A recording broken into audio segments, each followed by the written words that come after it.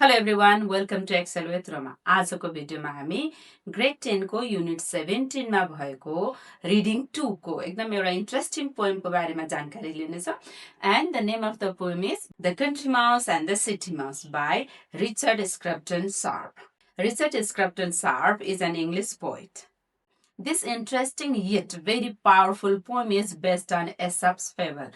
Aesop भनेको को हो चिन्नुहुन्छ? Aesop is a famous storyteller from Greece. ग्रीसका एक प्रख्यात स्टोरी टेलर हुन्. उनका स्टोरीमा चाहिँ एनिमल्सहरू चाहिँ मेन क्यारेक्टर हुन्छन् र ती एनिमल्सहरू बोल्न सक्छन्, एक्टिङ गर्न सक्छन् र उनीहरूलाई ह्युमनको जस्तो सबै क्यारेक्टरिस्टिक्स दिएको हुन्छ. त्यसलाई लिटरेचरमा पर्सोनिफिकेसन भनिन्छ है त. सो एसप्सको फेबलको ती एनिमल्सहरूको थ्रुबाट चाहिँ हामी ह्युमन बिइङ्सलाई चाहिँ मोरल लेसन दिइन्छ है त. त्यस्ता स्टोरीहरूलाई फेबल भनिन्छ.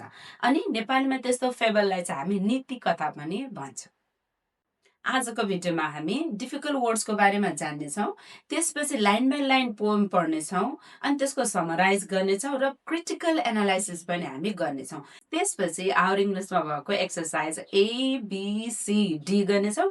डी को पनि बोथ सिटी लाइफ र कन्ट्री लाइफको एडभान्टेज र डिसएडभान्टेज दुइटै डिस्कस गरेको एन्सर्स पनि हामी छलफल गर्नेछौँ. So stay with me till the and. Let's learn about the hard words first. The first difficult word is snug. Snug भनेको आरामदायी. Next one is cot. Cot भनेको चाहिँ घर. आरामदायी घर. Snug little coat. आरामदायी सानो घर. Next word is unmolested. It means कुनै पनि बाधा बिनाको. It means without any disturbance. No disturbance. Next, dine, sup. यो दुईटैको मिनिङ चाहिँ खाना खाए. Bacon, it means सुँगुरको मासु. Pork, straight आउनु, घुम्दै फिर्दै आउनु. Gay hair means cheerfully, खुसी भएर भव्यताका साथ. From असन्तुष्टि देखाउनु. फेसियल एक्सप्रेसनबाट तपाईले केही कुरा मन परेन, चित्त बुझेन भनेर एक्सप्रेसन गर्नुहुन्छ, यो आँखी भाउ दुईटा जोड्नुहुन्छ, यसो गर्नुहुन्छ, that is from. Witty, चतुर, बाठो अनि हाँसो ठट्टा गर्ने खालको. Provisions here means खाद्य सामग्री, food items. Horrid, खराब. Treat, स्वादिष्ट भोज. Reluctant, unwillingly, मन नलागी. Quitted, छोड्नु. Slyly crept, चुपचापसँग भित्र छिर्नु. Confessed, स्वीकार्नु. Dainties, स्वादिष्ट खानेकुरा. Seize, कब्जा गर्नु.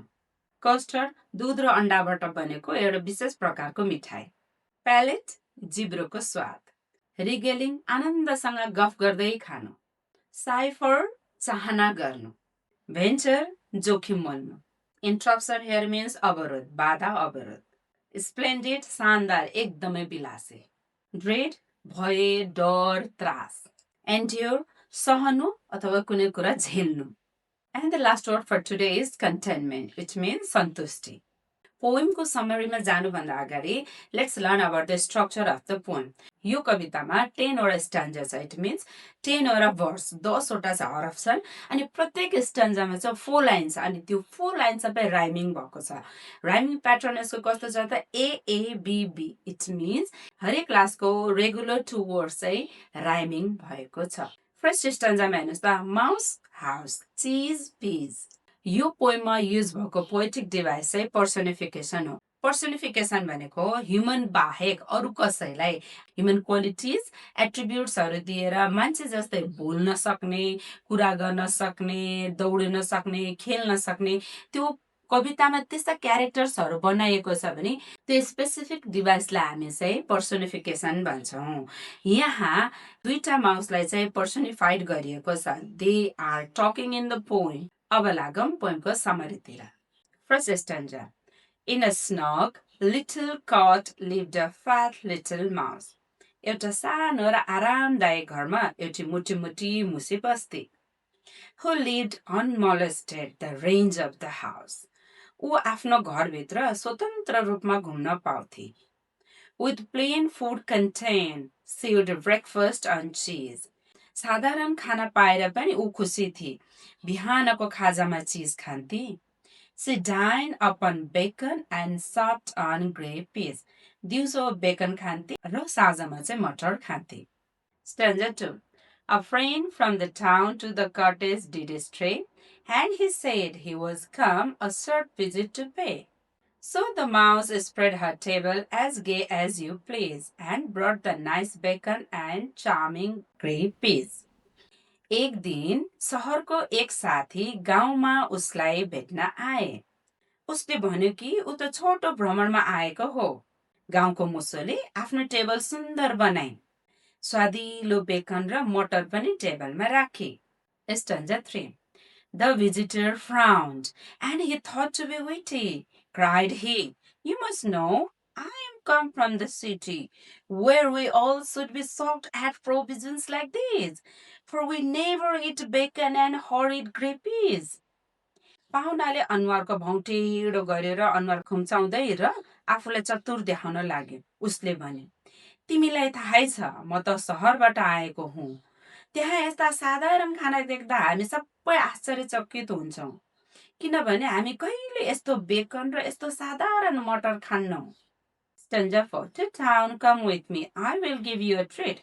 Some excellent food, most delightful to eat. With me, sell your fish just as long as you please. Come, leave this fat bacon and sucking grey peas. मसँग सहरमा आऊ, म तिमीलाई स्वादिलो खाना दिन्छु। त्यहाँ उत्कृष्ट र मिठो खानेकुरा हुनेछ। जति मन लाग्यो त्यति खान सक्छौ। आऊ, यस साधारण बेकन र मटर छोड। Stanza 5. This kind invitation she could not refuse, and the city mouse wished not a moment to lose. Reluctant she quitted the fields and the trees, the delicious fat bacon and the charming grey peas. यस्तो निम्तो अस्वीकार गर्न उसले सकिन। अनि सहरको मुसो एक पल पनि त्यहाँ बस्न चाहेनन्। गाउँकी मुसी मन नलागे पनि खेत र रुखहरू छोडेर सहर गइन्। स्वादिलो बेकन र मटर पनि त्याग्नु पर्यो। Stanza 6. They slyly crept under a gay parlor door, where a feast had been given the evening before. And it must be confessed, their own dainties did seize, far better than bacon or even grey peas. उनीहरू चुपचाप सुन्दर बैठक कोठाको ढोकाबाट भित्र पसे, जहाँ अघिल्लो साँझ ठूलो भोज भएको थियो। स्वीकार गर्नै पर्छ कि उनीहरूले स्वादिला व्यञ्जनहरू खान थाले, जुन बेकन र मटर भन्दा धेरै स्वादिलो थियो। Stanza 7. Here were custard and trifle, and cheesecakes good store, nice sweetmeats and jellies, and 20 things more. All that art had invented the palate to please, except some fat bacon and smoking grey peas. त्यहाँ custard, trifle, चिज cake, मिठाई र जेलीहरूको ठुलो मात्रा थियो। सबै कुरा स्वाद अनुसार बनाएर तयार गरिएको थियो, तर बेकन र मटर चाहिँ थिएन। Stanza 8. They were nicely regaling when into the room came the dog and the cat and the maid with the broom. They jumped in a custard, both up to their knees. The country mouse sighed for her bacon and peas. उनीहरू खुसीसाथ कुरा गर्दै खाना खाँदै थिए, तर त्यही बेलामा कुकुर, बिरालो र एउटी मेड कुच्चो सहित भित्र आए। उनीहरू दुवै ब्रुक्क उफ्रे। गाउँकी मुसोले आफ्नो साधारण बेकन र मटरको लागि लालायत भए। Stanza 9. Cried she to her friend, "Get me safely away. I can't venture no longer in London to stay, for it often you receive interruption like this. Give me my nice bacon and charming grey peas." उसले आफ्नो साथीलाई भनिन्, मलाई सुरक्षित तरिकाले फर्काइदेऊ, अब म London बस्न सक्दिनँ। यदि प्राय यस्ता बाधा आउँछन् भने मलाई मेरो स्वादिलो बेकन र बटर नै ठिक छ। Last stanza. Your living is splendid and gay, to be sure, but the dread of disturbance you ever endure. I taste true delight in contentment and ease, and I feast on fat bacon and charming grey peas.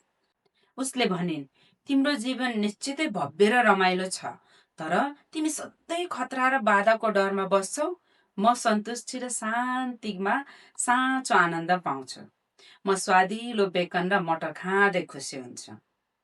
So यो कविताले छोटो मिठो तरिकाले summarise गर्ने हो भने गाउँको आरामदायी वातावरणमा बसिरहेको एउटा मुसीको घरमा एक पटक सहरबाट एउटा मुसा साथी चाहिँ भिजिट गर्छ, भेट्न जान्छ। अनि साथी आएको खुसियालीमा पनि उसले चाहिँ मिठो मिठो खानेकुरा पस्किन्छ। अनि गाउँको त्यो सानो मुसीको लागि मिठो खानेकुरा के थियो त? बेकन र ग्रेपिज। अनि यो खानेकुरा टेबलमा देख्दा चाहिँ सहरको मुसो चाहिँ मुख यस्तो पार्दै चाहिँ उसले भन्छ, तिमीलाई थाहा छ म त सहरबाट आएको नि, सहरमा त हामी कस्तो मिठो मिठो खानेकुरा खान्छ, यस्तो त खाँदैनौ नि, उसले भन्छ। त्यसपछि उसले साथीलाई इन्भिटेसन दिन्छ, जाऊँ हिँड म तिमीलाई ट्रिट दिन्छु, सहरमा लगेर तिमीलाई म एकदम मिठो मिठो खाना खुवाउँछु भन्छ। साथीको इन्भिटेसनलाई चाहिँ गाउँकी मुसीले नो भन्न सक्दैन। अनि मन नलाग्ने आफ्नो बेकन र ग्रेभिजलाई छोडेर, गाउँको त्यो सुन्दर वातावरणलाई छोडेर ऊ सहरतिर पसे। अनि सहरमा पुगेपछि उनीहरू एउटा चाहिँ बैठक कोठाभित्र छिर्छन्। त्यो पनि स्लाइली क्रेप्ट भनेको छ, कसैले थाहा नपाउने गरी खुसुक्क छिरे, डराइ like that of a thief, चोर जस्तै छिरे। अनि त्यसपछि त्यहाँ चाहिँ एकदम मिठा मिठा खानेकुराहरू थियो, हिजो रातिको भोजको बाँकी खानेकुराहरू। एन्ड देन त्यो खाना मात्रै के थालेका थिए, त्यही बेलामा एउटा डग, एउटा क्याट र एउटा मेडले चाहिँ कुचो ल्याएर ब्रुम हेयर मिन्स कुचो ल्याएर लखाड्न आउँछन्। अनि उनीहरू आफ्नो ज्यान बचाउनलाई भाग्छन्। त्यसपछि त्यो सानो मुसुरी के भन्छ भन्दाखेरि, मेरो साथी मलाई यहाँबाट सुरक्षित साथ बाहिर निकाल, मलाई अब यहाँ बस्नु छैन, यस्तो डर त्रास भएमा मिठो मिठो खानेकुरा मलाई खानु छैन, बरु म गाउँमा आनन्दले त्यो मेरो बेकन र ग्रेपिज नै खान्छु, एटलिस्ट मलाई सुख शान्ति आराम त हुन्छ, कोही आएर हान्ला कुट्ला मार्ला भन्ने त डर त छैन नि, सन्तुष्टि र आराम हुन्छ, मलाई उही लाग्दो भनेर भन्छ र कविता सकिन्छ। Now, coming to the theme of the poem, we can say that the real happiness lies in simple, safe, and peaceful life, not in luxury and wealth that brings danger and fear. डर र चिन्ताले भरिएको एकदम विलासी आरामदायी जीवन भन्दा शान्त र सिम्पल सादगीपूर्ण जीवन नै उच्च जीवन हो भनेर चाहिँ यहाँ देखाइएको छ। यो कवितामा हामी प्रष्टसँग देख्न सक्छौँ कि सहर सुविधा सम्पन्न छ, त्यहाँ मिठो मिठो खानेकुरा पनि छ, अवसर पनि छ, तर त्यो सँगै त्यहाँ च्यालेन्जेस पनि धेरै छ, अशान्ति छ, डर छ, भय छ, त्रास छ। त्यो बिचमा भएको मिठो खानेकुरा र लग्जरीले के मान्छेलाई साँच्चै आनन्द दिन्छ त? त्यो एउटा प्रश्न छ। तर गाउँमा चाहिँ सुविधा धेरै छैन, लग्जरी धेरै छैन, तर त्यहाँ डर भय त्रास पनि छैन, त्यहाँ सबै स्वतन्त्र छन्, त्यहाँ सबै आनन्द पिसफुल तरिकाले शान्तिपूर्ण तरिकाले साधारण कुराहरू इन्जोय गरेर आनन्दित भएर बसेका छन्। यहाँनिर हामी के सम्झिन्छौँ भन्दाखेरि लक्ष्मीप्रसाद देवकोटाले भन्नुभएको सागर सिस्नु खाएको बेसा आनन्दी मनले। सो धेरै टेन्सन लिएर बाँच्नुभन्दा आनन्दले साधारण खाने त्यो चाहिँ बेस्ट लाइफ हो भनेर हाम्रो पोएट रिचर्ड स्क्रफ्टन शार्पले पनि भनेका छन्। अन्त्यमा यो कविता दुईटा मुसाहरूको मात्र कथा होइन, यो त दुईटा जीवनशैलीको प्रतिबिम्ब हो, और टु डिफ्रेन्ट लाइफस्टाइलको रिप्रेजेन्टेसन हो। एउटा चाहिँ शान्त सरल र सन्तुष्ट, अनि अर्को चाहिँ विलासी तर डरले भरिएको जीवन। अनि गाउँको मुसाले जुन अन्तिममा निर्णय गर्छ गाउँ फर्किने र त्यही शान्त जीवन चाहिँ फलो गर्ने, त्यो चाहिँ एकदम बुद्धिमानी निर्णयको रूपमा चाहिँ लिएको छ। अब भालो एक्सर्साइजको our English book unit 17 reading 2 को ए मा जाम है त।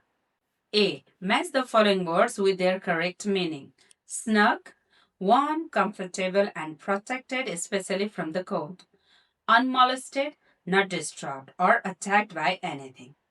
Stray, move away aimlessly from the place where one should be. Frown, a facial expression indicating disapproval or displeasure. Hurried, very unpleasant, rough. Reluctant, unwilling, and hesitant. Custard, a sweet yellow sauce made from sugar, milk, eggs, and flour.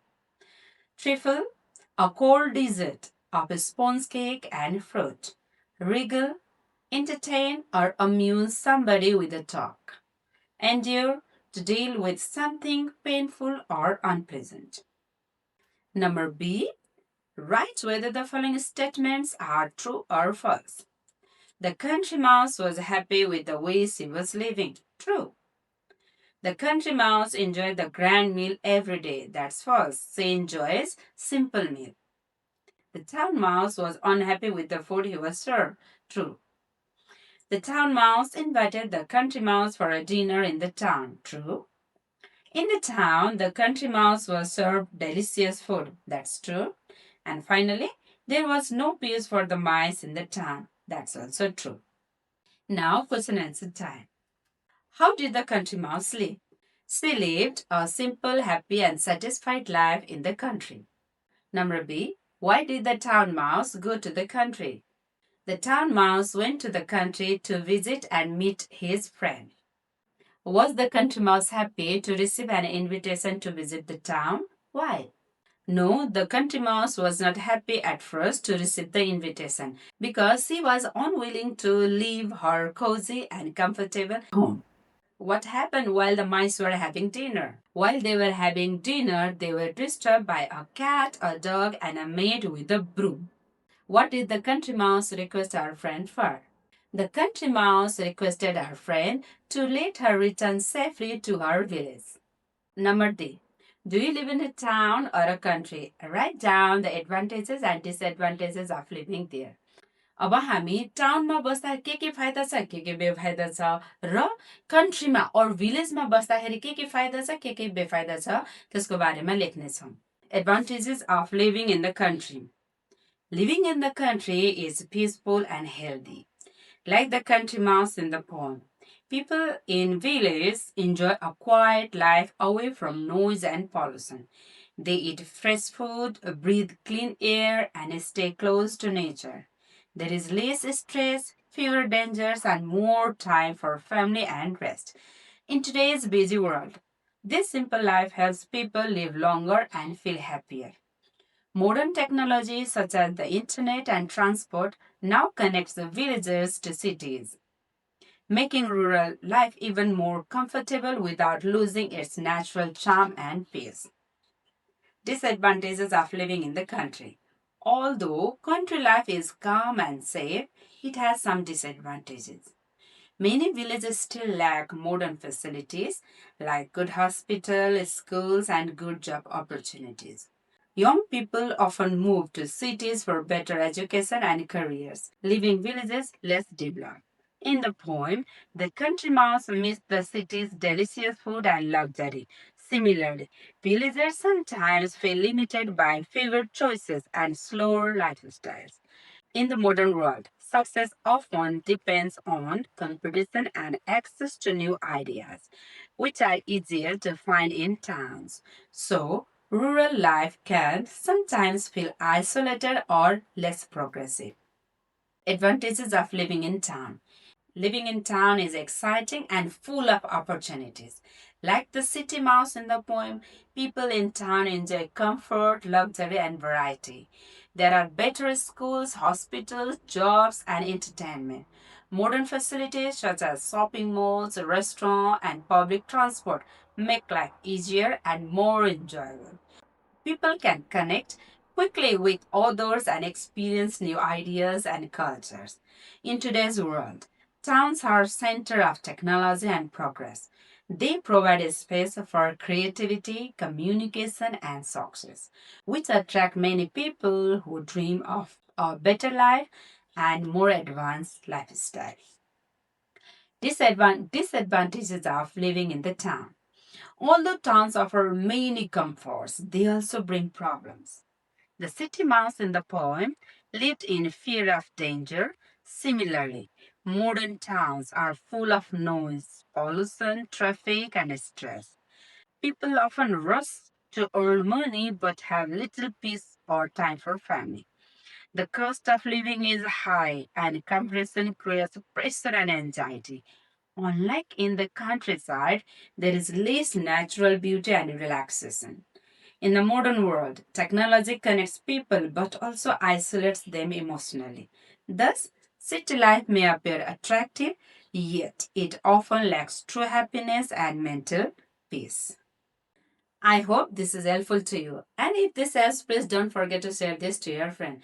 अनि कुन चाहिँ टपिकमा video बनाउँदा तपाईँलाई फाइदा हुन्छ त्यो कुरा पनि तल कमेन्ट बक्समा चाहिँ मेन्सन गर्नुहोला.